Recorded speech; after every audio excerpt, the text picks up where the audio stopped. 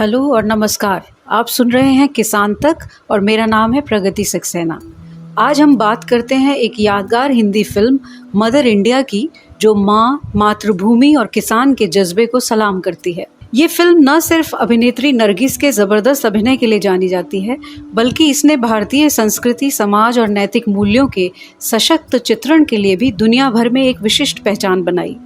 Film के नाम से लेकर इसके बनने तक की कहानी दिलचस्प है। दरअसल महबूब खान, जो कि इस फिल्म के निर्देशक थे, उन्होंने अपने करियर की शुरुआत में एक फिल्म बनाई थी जिसका नाम था औरत।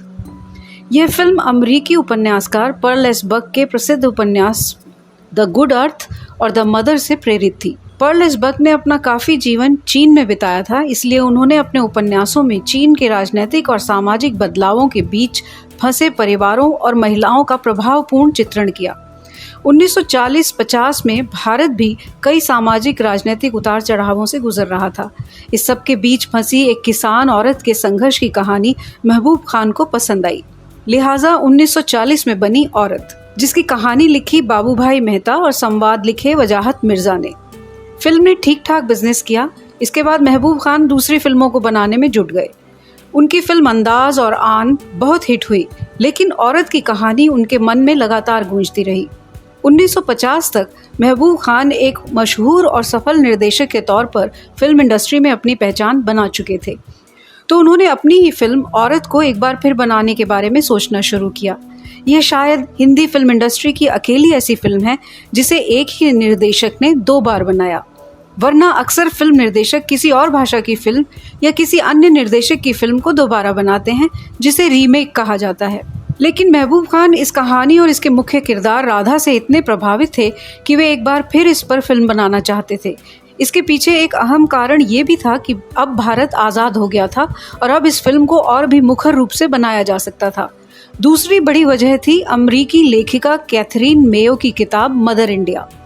1927 में लिखी गई इस किताब में कैथरीन मेयो ने भारतीय समाज और संस्कृति की कड़ी आलोचना की थी और यह साबित करने का प्रयास किया था कि भारतीय आज़ादी पाने के लायक नहीं हैं। महबूब उनके इस नज़रिए का ज़बरदस्त जवाब देना चाहते थे। बेशक मेयो की किताब की पुरजोर आलोचना हुई थी। महात्मा गांधी ने भी इस किताब की आलोचना की थी और दुनिया भर में 50 से ज़्यादा किताबें और लेख इसके विरुद्ध प्रकाशित हुए। लेकिन महबूब खान ऐसे माध्यम से अपना जवाब अभिव्यक्त करना चाहते थे जो न सिर्फ कला की दृष्टि से शास्त्रीय हो, बल्कि आम जन के दिलों में भी सदा के लिए अपनी जगह बना ले। बहरहाल कहानी तो महबूब खान के पास थी ही। उन्होंने नायिका के किरदार के लिए नरगिस को चुना, जो उस वक्त की सबसे सफल अदाकारा थी। वे दिलीप कुमार को नायिका राधा के बिगड़ैल बेटे बिरजू की भूमिका में लेना चाहते थे, लेकिन चूंकि नरगिस और दिलीप कुमार प्रेमी युगल के तौर पर बहुत सी फिल्में कर चुके थे, इसलिए अपने बेटे के किरदार में दिलीप कुमार को रखना नरगिस को ही ठीक नहीं लगा। आखिरकार नवोदित अभिनेता सुनील दत्त को इस भूमिका के लिए चुना गया और अन्य उभरते सितारे राजेंद्र कुमार को दूसरे बेटे रामू के रोल में।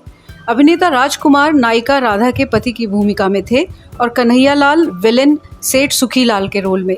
कन्हैयालाल ने फिल्म औरत में भी यही भूमिका निभाई थी। नौशाद ने इस फिल्म के संगीत की रचना की।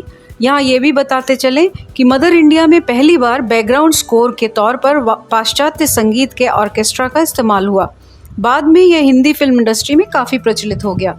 छोटे बिरजू के लिए बाल कलाकार चुनने में भी परेशानी का सामना करना पड़ा। पहले जगदीप को चुना गया। ये वही जगदीप हैं जो बाद में हिंदी फिल्मों के लोकप्रिय कॉमेडियन बने। लेकिन आखिरकार झोपड़पट्टी में रहने वाले कुछ बच्चों में से एक साजिद खान को इस भूमिका के लिए चुन लिया गया। साजिद को बाद में महबूब खान ने गोद ले लिया। उन्होंने महबूब खान की आखिरी फिल्म सन ऑफ इंडिया में मुख्य भूमिका निभाई थी और बाद में साजिद खान ने कुछ साल हॉलीवुड में भी काम किया। 1955 में फिल्म की शूटिंग शुरू की गई। फिल्म की कहानी ज़्यादातर लोग जानते हैं। ये कहानी आज भी हमारे गाँवों की हकीकत है।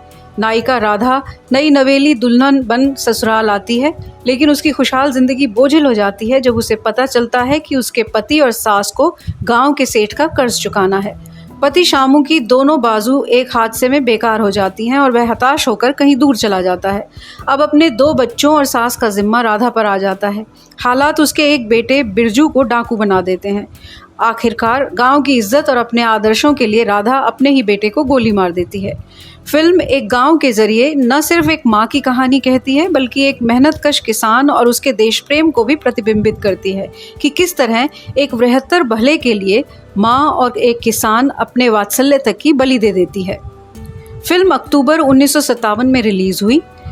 यह उस समय की सबसे महंगे बजट की फिल्म थी। अपने सपने को हकीकत में बदलने के लिए निर्देशक महबूब खान ने कोई कसर न छोड़ी। 35 mm में फिल्म को शूट किया गया और बाढ़ का एक सीन फिल्माने के लिए 500 एकड़ के विशाल खेत को पानी से भर दिया गया। नतीजा ये हुआ कि सिर से पांव तक कर्जे में डूब गए, लेकिन फिल्म तब भी पूरी ना हुई। आखिरकार उस समय की मशहूर अदाकारा निम्मी और कुछ अन्य फिल्म कलाकारों ने महबूब खान की मदद की और फिल्म में कुछ और पैसा लगाया। कहना ना होगा कि फिल्म ने रिलीज होते ही सारे बॉक्स ऑफिस रिकॉर्ड तोड़ दिए। सर्वश्रेष्ठ अभिनेत्री और निर्देशक के फिल्म फेयर अवार्ड के साथ अनेक राष्ट्रीय पुरस्कार भी बटोरे। यह तो बहुत से लोग जानते ही होंगे कि फिल्म सेट पर लगी एक आग से नरगिस को बचा लेने के साथ ही शुरू हुई थी नरगिस और सुनील दत्त के प्रेम कहानी, जिन्हें शूटिंग के दौरान अपने प्रेम प्रसंग को सार्वजनिक करने के लिए सख्त मनाही की गई, क्योंकि फिल्म में वे माँ और बेटे की भूमिका में थे। फिल्म रिलीज होने के बाद दोनों विवाह सूत्र में बंध गए। लेकिन ये बहुत लोग नहीं जानते होंगे कि मदर इंडिया विदेशी भाषा में सर्वश्रेष्ठ फिल्म की श्रेणी में ऑस्कर के लिए नॉमिनेट की जाने वाली पहली भारतीय फिल्म थी। महबूब खान के लिए ऑस्कर पुरस्कार समारोह में जाने और अमेरिका में अपनी फिल्म को प्रमोट करने के लिए पर्याप्त पैसे नहीं थे, तो तत्कालीन प्रधानमंत्री नेहरू जी ने उनके लिए सारा बंदोबस्त किया। जब महबूब खान को मालूम हुआ कि उनकी फिल्म मात्र एक वोट से नहीं जीत पाई और ऑस्कर एक इटालियन फिल्म को मिल गया, तो उन्हें दिल का दौरा पड़ गया और उन्हें अस्पताल में दाखिल करवाना पड़ा।